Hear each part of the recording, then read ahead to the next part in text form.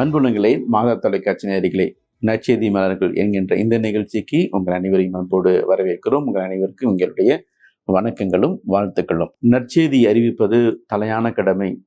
அதே போல ஆண்டவர் இயேசு கிறிஸ்து தன்னுடைய கடைசி கட்டளையாக நற்செய்தியை அறிவிக்க வேண்டும் என்று சொல்லி தன்னுடைய சீடர்களுக்கு அவர் அன்பு கட்டளை கொடுத்தார்.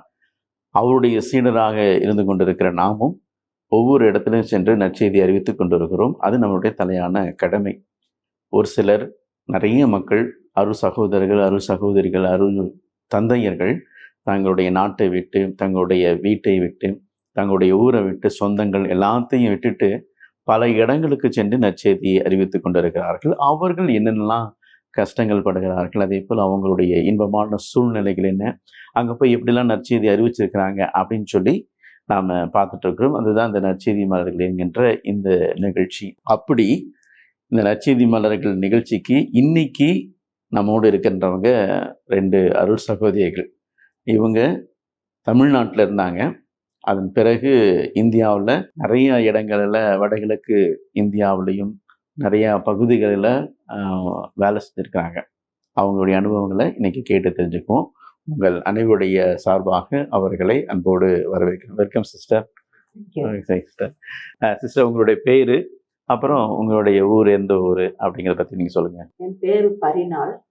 என்னோட நேட்டிவ் தங்கச்சி மடம், சிவகங்கை டயசிஸ். சிவகங்கை டயசிஸ் தமிழ்நாட்டில் இருக்கிறதுல. Okay sister. என் பேர் Joan Silvia, Pondicherry diocese. Pondicherry diocese இருக்கிறீங்க.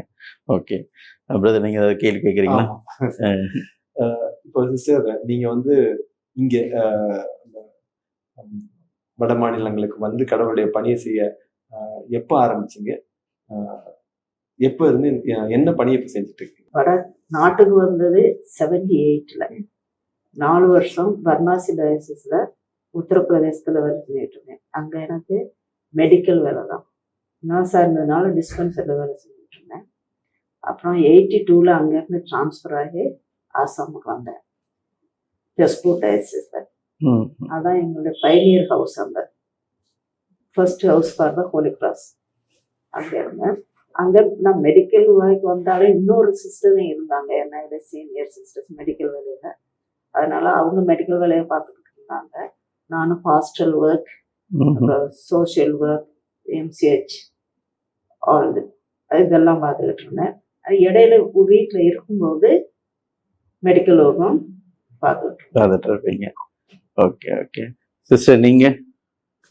நான் 2014ல் சிஸ்டர் ஆகி, சிஸ்டர் ஆன உடனே இங்க வந்துட்டேன். இப்போ நான் வந்து 10 வருஷம் ஆச்சு. நான் 3 வருஷம் ஆந்திராவுக்கு போனேன் படிக்கிறதுக்காக. அப்புறம் 4 வருஷம் திருப்பூரால இருந்தேன். அப்புறம் 2 வருஷம் ஸ்கூல்ல இருந்தேன். அப்புறம் இங்க வந்து வேலை செஞ்சதெல்லாம் ஸ்கூல்ல தான் டீச்சரா வேலை செஞ்சேன். அப்படியே மற்ற மக்களுக்கு ஹவுஸ் விசிட்டிங்லாம் போவீங்க? சாயந்தரம் ஹவுஸ் விசிட்டிங், சாட்டர்டே சண்டே வந்தாக்க மக்கள்ல போய் பார்த்துட்டு பூசை முடிச்சு. ஆனா நான் திருப்பூரால இருக்கிறப்ப பூசை கூட இருக்காது. புதன்கிழமை சாயந்தரம் மட்டும்தான் பூசை இருக்கும். ஏன்னாக்க ஒரு 32 சப்ஸ்டேஷன் இருந்துச்சு திருப்பூரால. நான் இருந்த இடத்துல we have ஒரே ஒரு கான்வென்ட் தான் இருக்கு திருப்பூரால. அதனால அந்த பேரிஷ்ல 32 சப்ஸ்டேஷன் இருந்ததால ஃபாதர்ஸ் எல்லா சண்டேவும் எல்லா இடத்துக்கும் போக முடியாது. அதனால நாங்க இருந்த இடத்துல புதன்கிழமை சாயந்தரம் மட்டும் பூசை இருக்கும். மற்றபடி சண்டே ஞாயிற்றுக்கிழமை பூசைலாம் சிஸ்டருங்க நாங்க டேர்ன் எடுத்து ப்ரீச் பண்ணுவோம். அவங்க லாங்குவேஜ்ல நற்செய்தியை படிச்சு பிரசங்கம் வைக்கிற மாதிரி நாங்க சிஸ்டர்ஸ் நாங்க டேர்ன் எடுத்து இறை வார்த்தை வழிபாடு இல்லைங்களா, அது நடத்துவீங்க. அதனால அது மாதிரிலாம் பண்ணும்போது நிறைய அனுபவம் இருக்குது. மக்கள்கிட்ட பழகிறதுக்கு அவங்கெல்லாம் நல்ல அன்பானவங்க. அதனால பழகிறதுக்கு நல்ல அவங்க கூட இருந்ததால கம்யூனிகேஷன் எப்படி சிஸ்டர்? போன புதுசுல லாங்குவேஜ் தெரியாது. ஆனா பழக பழக பிள்ளைங்க ஹாஸ்டல்ல பிள்ளைங்க இருக்காங்க. அதனால அவங்கள்ட்ட பேசி ஒரு வருஷத்துல கத்துக்கிட்டேன் லாங்குவேஜ். அவங்க லாங்குவேஜ் நேம் பேரு கோக்போரோ. சொல்றது வித்தியாசமா இருக்கு. பரவாயில்ல. அப்ப அவங்க லாங்குவேஜ் ஃபுல்லா படிச்சிட்டீங்க? ஃபுல்லாலாம் தெரியாது, ஆனா மேனேஜ் பண்ணிக்கிறேன். Okay okay. அப்ப பைபிள் வந்து என்ன? பைபிள் அவங்க லாங்குவேஜ் தான் கொக்போரோ, ஆனா ஸ்கிரிப்ட் இங்கிலீஷ்ல இருக்கும். ரோமன் லெட்டர்ல இருந்தாலும் நான் படிக்க தெரியும். Okay okay. அவங்க அவங்கள பேசுறதுக்கும் அந்த பைபிள் லாங்குவேஜ்க்கும் டிஃபிகல்ட்டா இருக்கும்ல சிஸ்டர், அது எப்படி? அது வந்து இங்கிலீஷ் ரோமன் லெட்டர்ல இருந்ததால அவங்க பேசுறப்ப இது புரியாதுதான். ஆனா பிள்ளைங்க கூட இருந்து பேசுறப்ப அப்படியே கொஞ்சம் கொஞ்சமா எழுதி வச்சு அப்படியே படிச்சுக்கிறது. படிச்சு. அவங்க அது வந்து பேச்சு மொழி, அவங்களுக்கு வந்து எழுத்து வடிவம் இல்லை. ம். அந்த எழுத்து வடிவத்தை நம்ம இங்கிலீஷ்ல எழுதுறோம் இல்லைங்களா, அது மாதிரி எழுதி வச்சுக்கிறது. இப்போ நம்ம அம்மா அப்படின்னா AMMA, அது மாதிரி அவங்களுக்கு வந்து எழுத்து வடிவத்துக்கு வந்து இங்கிலீஷ் லெட்டர் யூஸ் பண்ணிக்கிறாங்க. பட் அவங்களுக்கு வந்து பேச்சு மொழி அந்த நாள் அப்படி இருக்கு. பட் அந்த லாங்குவேஜோடைய இது வந்து பைபிள் வந்து இருக்குது இருக்குது. ஆனா இருக்கு. ஓ பரவாயில்லைங்களே. இப்போ நம்ம தமிழ் வழக்குல பேசுறதுக்கும் பைபிள்ல வாசிக்கிறதுக்கும் ஒரு டிஃபரன்ஸ் இருக்கும் சிஸ்டர். அந்த மாதிரி அவங்களுக்கு அந்த டிஃபரன்ஸ் இருக்கு இருக்குமா? இருக்கு. பேசுறது நம்ம கொலைக்கெல்லாம் பேசுற மாதிரி இருக்கு. ஆனா படிக்கிறப்ப பைபிள் படிக்கிறப்ப நல்லா மொழி வேற மொழியா இருக்குது, அது மாதிரி இருக்கும். ஆனா ரோமன் லெட்டர் இங்கிலீஷ்ல இருக்கிறதால படிக்கிறப்ப ஈஸியா நம்மளுக்கு புரியாது என்ன படிக்கிறோன்னு. ஆனா அது இங்கிலீஷ்ல இருக்கிறதால வாசித்துருவோம். படிச்சிடலாம். ஓகே சிஸ்டர், உங்களோட இதுக்கு உங்களுக்கு தேவ அழைத்தல் எப்படி வந்துச்சு? 42 வருஷம் ஆச்சு இல்லைங்களா இங்க வந்து? இல்ல சிஸ்டர் ஆயிங்களா? சிஸ்டர் எத்தனை வருஷம் ஆச்சுங்க? சிஸ்டரா இப்போ 53வது வருஷம். அடே அப்போ ஜூப்ளி கொண்டாடிட்டீங்க, 50th ஜூப்ளி கொண்டாடிட்டு இருக்கிறீங்க. சிஸ்டர், உங்களுடைய தேவ அழைத்தல் எப்படி வந்துச்சு உங்களுக்கு? அதுக்கு என்ன காரணம்? தேவ அழைத்தல் எப்படி வந்துச்சுங்கிறதுக்கு எனக்கு ஒரு குறிப்பிட்ட காரணம் சொல்ல முடியாது. ஆனா சின்ன வயசுல இருந்து ஒரு கவர்ப்பு இருந்தது இறைவ பக்கம். ஓகே. எப்பவுமே சின்ன வயசுல இருந்து முதல்ல கோயிலுக்கு போயிடணும். தினமும் காலையில எழுந்து பெரியவங்க போனாலும் சரி போகாட்டாலும் சரி எழுந்து காலையில கோயிலுக்கு போயிடுவேன். ஃபாதர் வர்றதுக்கு முன்னாலும் அந்த கோயில் படியில உட்காந்துட்டே இருப்பேன். ஓ, திறந்து கூட மாட்டாங்க. திறந்திருக்காதான் அங்க உட்காந்துருப்பேன். அப்படிதான் இருந்தது. ஆனா எங்க அப்பா எங்களுக்கு ஜெபமெல்லாம் சொல்லி கொடுப்பாங்க. ஜெபமெல்லாம் சொல்லும்போது ஜெபமாலையெல்லாம் கிடையாது. சின்ன பிள்ளைல ஒரு 10 கல் கொடுத்து ஒவ்வொரு அருள் இருந்த மாதிரின்னு சொல்லும்போது ஒரு கல் அந்த 10 கல் முடியும் போது இது சொல்லணும் அப்படின்னு சொல்லி கொடுப்பாங்க. அப்படியே கத்துருக்குறேன். ஆனா எங்க அப்பா ரொம்ப சப்போர்ட்டிவா இருந்திருக்காங்க சின்ன வயசுல இருந்தேன். ஆனா ஏன் அவங்க எனக்கு சப்போர்ட்டிவா இருந்தாங்கன்னு எனக்கு தெரியாது, படிக்கிறதுக்கோ எதுக்குமே அப்படி. ஆனா இது நான் சிஸ்டர் போறேன்னு நாங்க தங்கச்சி மண்டல அந்த காலத்துல பொம்பளை பிள்ளைகள அங்க கிளாஸ் 8 வரையில இருந்து அது வரையிலும் படிக்க வைப்பாங்க.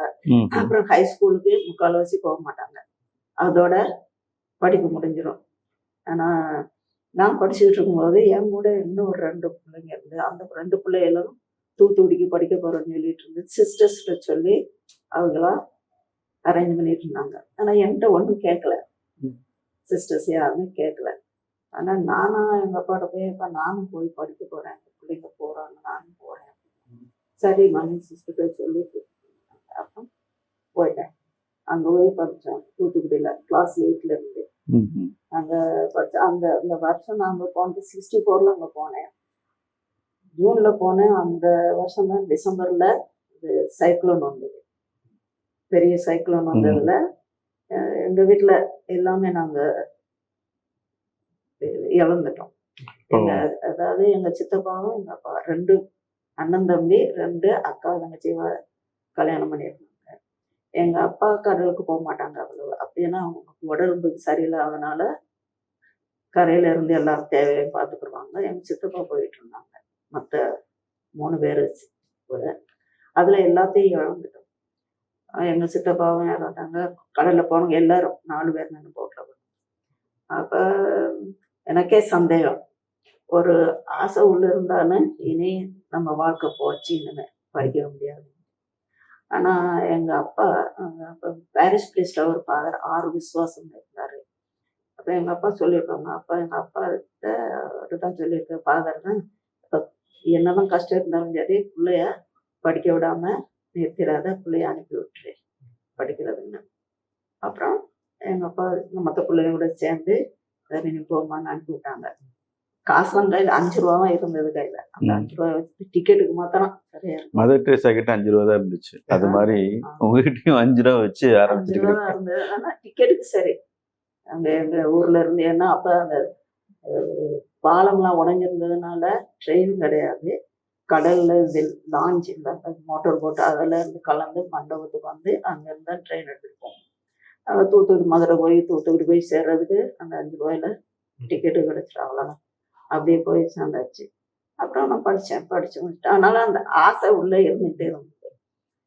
நான் காட்டிக்கிறல நான் ஏதாவது பிள்ளைங்க சிஸ்டரா போகிறோன்னு சொன்னால் அதையெல்லாம் நல்லா கேரி பண்ணேன். இந்த புழு சிஸ்டரா போவாய், கருப்பு சிஸ்டரா போவாய், வெள்ளை சிஸ்டரா போவா அப்படின்னு எல்லாருமே இது என்ன நம்மளை பற்றி கேரி பண்ணிட்டே இருக்கிறா எப்போ பார்த்தாலும் அப்படின்னு. ஆனால் எனக்கு உள்ள ஆசை இருந்தது, நான் யார்ட்டையும் சொல்லலை.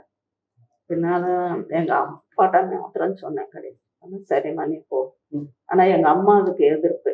இப்போ எங்கள் அப்பா சொன்னாங்க, நீ ஒன்றும் செய்யாத, அவங்க அம்மா எதிர்ப்பு சொல்லுவா, கூப்பிட்டா கொஞ்சம் அழுதுட்டு நான் சாப்பிட மாட்டேன்னு இருந்தது. அவங்க அம்மா அங்கிட்டு போனதுக்கு அப்புறம் நீ சாப்பாடு வீட்டுல இருக்குதானே செய்யும், அது சரின்னு சொல்லிடுவா அப்படின்னு. அப்படிலாம் பார்த்து எங்க அப்பாவே எல்லாம் செஞ்சு சப்போர்ட் பண்ணி அனுப்பினோம். ஆனா நான் முதல்ல போனது காலேஜ்ல போய் சேர்றதுதான், ஹோலி கிராஸ் காலேஜ்ல திருச்சியில பியூசி படிக்கிறதுக்கு போய் சேர்ந்தேன். ஆனா இந்த ஆசை வளர்ந்துக்கிட்டே இருக்குது. அங்க போனதுக்கு அப்புறம் திரும்ப சரி படிச்சதுக்கு அப்புறம் மனம் மாறிடுச்சுன்னா என்ன பண்றது அப்படின்ட்டு போய் அட்மிஷன் எடுக்க போனா அட்மிஷன் எடுக்காம அந்த அட்மிஷன் கார்டு கொண்டு பிரின்சிபல்கிட்ட கொடுத்துட்டு, சிஸ்டர் நான் சிஸ்டரா போறேன் அப்படின்னு வரல, இந்த சீட் வேற யாருக்காவது கொடுத்துருங்க, சயின்ஸ் குரூப் ரொம்ப டிமாண்ட் இருக்குல்ல, அதனால கொடுத்துருங்கன்னு சொல்லிட்டு அப்புறம் போய் ப்ரொவின்ஷியல போய் பார்த்தேன். ப்ரொவின்ஷியல்கிட்ட போய் சொன்னேன், இப்படி வரலன்னா அப்படின்னா நீங்க உங்க அம்மா அப்பாட்டெல்லாம் சொல்லாம வந்திருக்க, காலேஜுக்கு வந்துட்டு நீ போய் வீட்டுக்கு போய் அம்மா அப்பாட்ட சொல்லிட்டு திரும்ப வாங்கினாங்க. அப்புறம் வீட்டுக்கு போயிட்டு வீட்டில் எங்கள் அம்மா அப்பாட்டெல்லாம் சொல்லிட்டு 15 நாள் கழிச்சு எங்கள் அம்மாவும் சிஸ்டர் இருந்தாங்க, ஒரு சிஸ்டர் லூசின்னு, அவங்க எப்பவும் துணையாக இருப்பாங்க எல்லாம் வழிகாட்டுறதுக்கு, எங்கள் தீரோட பிள்ளைகளுக்கு மக்களுக்கெல்லாம். அவங்க கூட்டிகிட்டு போனாங்க. அப்படியே இருந்துட்டேன். அது வரையிலும் எனக்கு தெரியாது. ஆனால் எனக்கு ஃபர்ஸ்ட் ப்ரொஃபஷன் ஆனப்போ அன்றைக்கு ஃபர்ஸ்ட் ப்ரொஃபஷன் முடிஞ்சிருச்சு. அதுக்கப்புறம் தான் எங்கள் ஊர்லேருந்து இன்னொருத்தர் இருந்தாங்க, எனக்கு ஜூனியராக இருந்தாங்க. ஆனால் வயசில் மூத்தவங்க, எனக்கு ஜூனியர். ஆனால் அப்போ பேசிட்டு தான் எங்கள் அப்பா சொன்னாங்க, எனக்கு தெரியுது கடவுளுடைய குழந்தைன்னு, அதனால தான் நான் எல்லாம் ஒன்றுமே சொல்லலை அப்படின்ட்டு எல்லாம் எதுக்கு வந்தாலும் சப்போர்ட் கொடுத்துருந்தேன். ஏன் நீங்கள் அப்போ தான் சொன்னாங்க, நான் பிறக்கிறதுக்கு முன்னால் ராமேஸ்வரம் பக்கத்தில் நரிக்குழின்னு ஒரு இடம் இருக்கு, சின்ன இடம், கடற்கரை பக்கத்தில் ஒரு சின்ன குடிசை கோயில், அந்தோனியார் கோயில், அங்கே போயிருந்தாங்க. அங்கே போய் நைட்லாம் தூங்கிட்டு இருக்கும்போது நைட்டில் தூக்கத்தில் அந்தோனியார் வந்து ஒரு பெண் குழந்தைய கையில் கொடுத்தாராம் எங்கள் அப்பா கையில். அதுக்கப்புறம் தான் எங்கள் அம்மா கர்ப்பமாகி நான் பிறந்தது. அதனால் எங்கள் அப்பாவுக்கு அந்த உணர்வு எப்போவுமே இருந்திருந்தது, இது கடவுள் கொடுத்த உள்ள கடவுள் தான் போய் ஏதோ கடவுள் ஒரு பிளான் வச்சிருக்கிறாரு அந்த பிள்ளைக்கு அப்படின்ட்டு. அதனால தான் நான் ஒன்றுமே சொல்லலை. நான் இடையிலையும் சொல்லலை, ஏன்னா சொன்னால் அது ஒரு ஃபோர்ஸ் மாதிரி வரக்கூடாது, நம்ம வந்து தனியாக வரணும். இப்போ நீயே கேட்டு நீ வந்து சிஸ்டர் ஆகிட்ட, அதனால நான் சொல்கிறேன் அப்படின்னா பயங்கரமான நானும் உணர்ந்தேன். படிக்கிறோம், இது நீ உங்க அம்மா இந்த கற்பத்துக்கு முன்னாலே நான் உன்னை தேர்ந்தெடுத்தேன்னா அதெல்லாம் ஒன்றும் புரியல. அப்ப எங்க அப்பா எனக்கு சொன்னதுக்கு அப்புறம் தான் புரிஞ்சு, இதுதான் நம்ம படிச்சது, எல்லாரும் நம்மளுக்கு விவரமா சொல்லி கொடுக்குறாங்க அப்படின்றது. உண்மையாலுமே சிஸ்டர், தேவாலயத்துல வந்து ஒரு மிகப்பெரிய ஒரு தேவாலயத்துல பிறக்கிறதுக்கு முன்னாடி கடவுள் வெளிப்படுத்தியிருக்காரு உங்களை தேர்ந்தெடுக்கணும்னு சொல்லி. நான் இங்க நாட்டுக்கு வந்ததுக்கு அப்புறம் கூட சில பேர் சொல்லுவாங்க, எதுக்கு இவ்வளவு தூரம் போகணும், வந்துருங்க உங்க அம்மா அப்பா கூட இருப்பாங்க. எங்க அப்பா சொல்லுவாங்க, இல்ல எத்தனை பேரு போயிருக்கிறாங்க தேவாலயத்துல வந்து, எல்லாரும் நம்ம ஊர்ல இருந்து கூட, ஆனா யாருமே அங்கிட்டு போகல, மகளை தான் அனுப்பிச்சோம். அதெல்லாம் கடவுள் அனுப்பிச்சு, கடவுள் எங்க கூப்பிட்டு இருக்கிறாரோ அங்கே இருந்து செய்யட்டும். ஒரு தடவை ட்ரெயின்ல போயிட்டு இருக்கும்போது கூட இங்கே இருக்கவங்கள அப்படின்னு ஜனம் சொல்லிட்டு இருக்கும்போது, இப்போ ஒவ்வொருத்தரும் நாங்க எங்க அம்மா அப்பா பக்கத்துல தான் இருக்கணும், எங்க அம்மா அப்பா கூட தான் இருக்கணும்னு சொல்லிட்டு அவங்களே அதே சுப்பீரியர்கள்ட்ட கேட்டா, இப்போ அவங்களுடைய கீழ்ப்படிதல் எங்க இருக்குது அப்படின்னு சொன்னாங்க. ஓ, உங்க அப்பா வந்து உங்களுக்கு பயங்கர சப்போர்ட். இவ்வளவு அப்பா சப்போர்ட்டா இருக்காங்க. நீங்க வந்து ஒரு 50 வருஷம் வந்து இப்படி வெளியில வந்து இருக்கிறீங்க.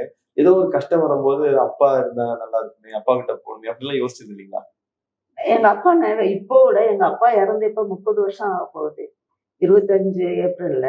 ஆனா எப்பவுமே எங்க அப்பா என் பக்கத்துல இருக்கிற மாதிரி தான் இருக்கும். சரிங்க சிஸ்டர். இப்போ உங்க குடும்பத்துல உங்களோட சேர்ந்து எத்தனை பேருங்க? எங்க குடும்பத்துல நான் தான் எல்லாருக்கும் மூத்த பிள்ளை. ஓ, ஃபர்ஸ்ட் நீங்க தான். ஃபர்ஸ்ட் நாங்க 9 பேரு. 6 அப்பா, பெண்கள், 4 தலைச்சன் பையன், 3 குழந்தைய பையன். வந்து என்ன சிஸ்டர், தலைச்சன் குழந்தைய வந்து கடவுள் கொடுத்துருக்காங்க. அதுவும் வந்து சொன்னாங்க, அழகா சொன்னாங்க. அப்பாவுக்கு கனவுல வந்து அந்த குழந்தைய கொடுத்துட்டு அது வந்து முதல் குழந்தை, அப்ப அதுக்கப்புறம் தான் அம்மா வந்து கருத்தெடுத்தாங்க அப்படின்னு சொல்லுங்கிற பொழுது உண்மையாலுமே ஒரு அழகான ஒரு ஒகேஷன் சிஸ்டர். அங்க 9 பேரு, 6 பெண்ணு, 3 ஆண். நான் ஒரு ஆள் தான் சிஸ்டரா இருக்கிறேன். மொத்த எல்லாரும் அங்க செட்டில் ஆயிட்டாங்க. எல்லாரும் தீவுகளே தான் இருக்காங்க. ஓகே. அந்த புயல் சொன்னது வந்து அந்த டைம் தான் பயங்கரமான புயல் வந்து எல்லாம் அந்த ட்ரெயின் ட்ராக்கு, அந்த கோயில் எல்லாமே போனது. அந்த டைம்ல நீங்க வந்து அங்க இருந்தீங்க? வீட்டுல இருந்தேன். அப்பதான் முதல் முறை நான் தூத்துக்குடிக்கு படிக்க போயிட்டு 8th ஸ்டாண்டர்ட் படிக்க போனேன். முதல் முறை லீவ் வந்தேன். அந்த முதல் லீவ்ல தான் டிசம்பர் 22ஆம் தேதி நைட்டு, செவ்வாய்க்கிழமை நைட்டு, எனக்கு நல்லா ஞாபகம். 23ஆம் தேதி காலையில அந்த சகாய மாதா கோயில் மண்டபம் கேம்ப்ல இருக்குது, அங்க போகணும்னு நினைச்சிட்டு இருந்தோம்.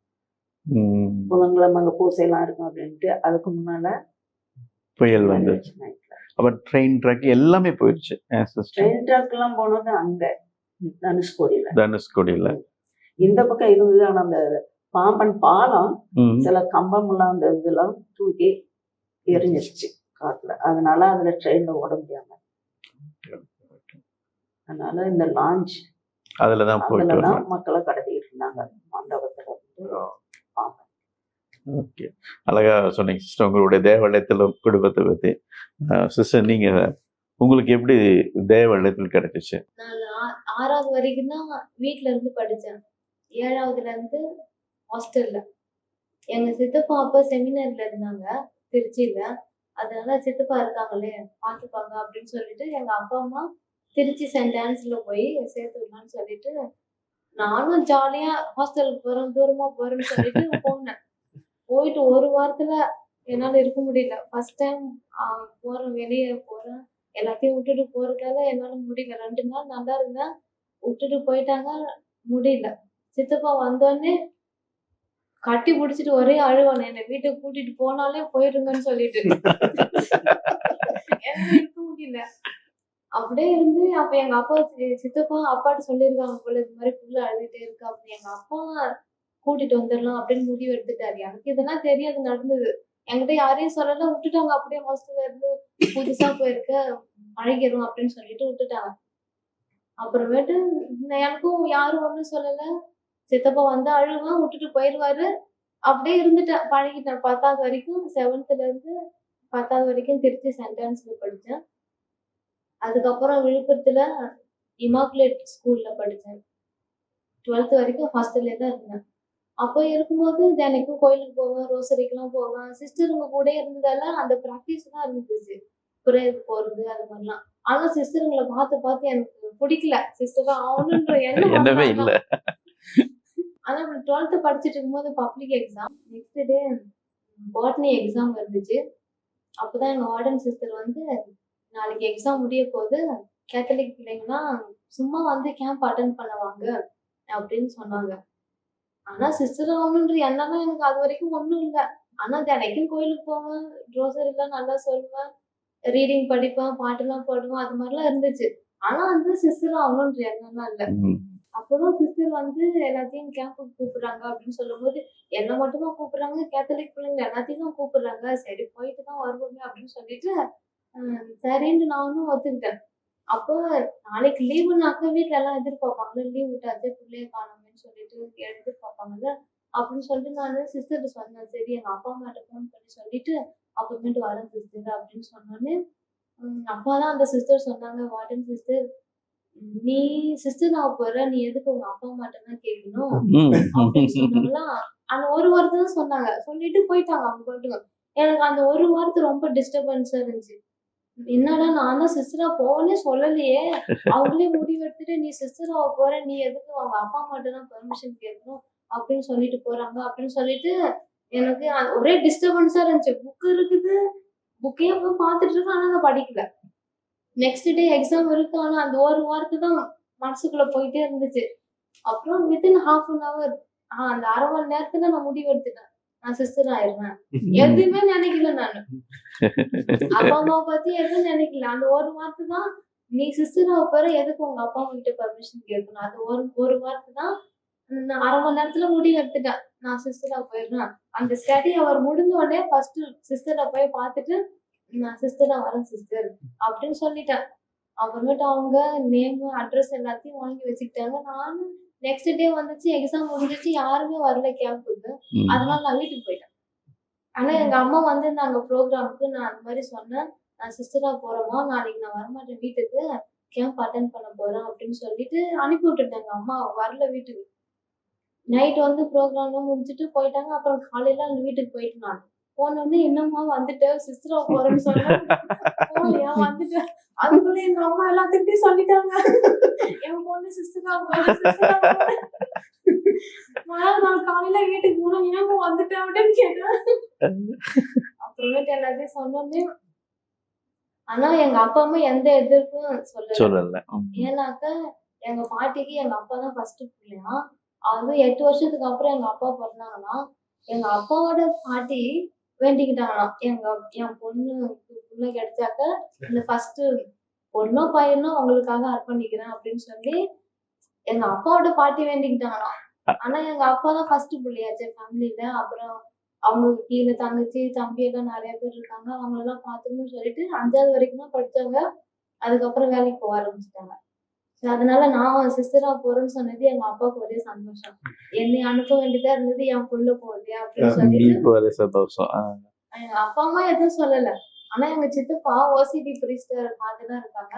அவங்கதான், அவங்களுக்கும் ஆசை இருந்திருக்கு. ஆனா என்னை டெஸ்ட் பண்றாங்க, நான் நிஜமாவே போறேன்னா இல்ல சும்மா சொல்லிட்டு இருக்கேனா அப்படின்னு சொல்லிட்டு அப்பா என்னை டெஸ்ட் பண்ணி அப்புறமேட்டு எல்லாரும் ஒத்துக்கிட்டாங்க. அப்புறம் நான் சிஸ்டராவதுக்கு வந்தேன்.